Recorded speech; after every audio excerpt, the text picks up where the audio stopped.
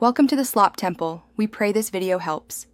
You begin by establishing lawful purpose and documented consent.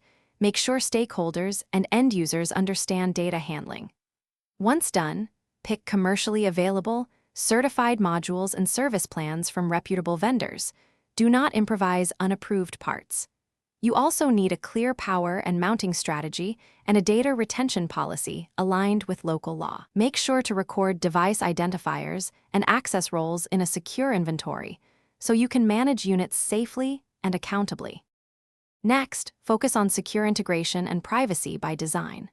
Use end-to-end encrypted telemetry and collect only the minimum data required for the authorized purpose.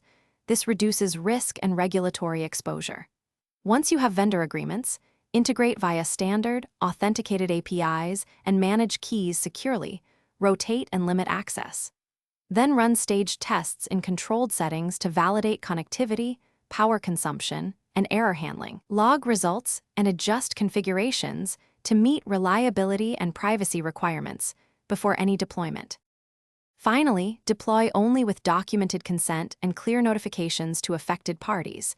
Maintain a recovery and removal plan. Once devices are in the field, implement continuous monitoring, alerting, and a defined incident response procedure for data breaches or unauthorized access. Schedule periodic maintenance and firmware updates, and maintain audit logs for accountability and compliance. If connectivity or data stops appearing, first verify consent status, service subscriptions, and official carrier outages rather than attempting unsanctioned bypasses. Thanks for watching.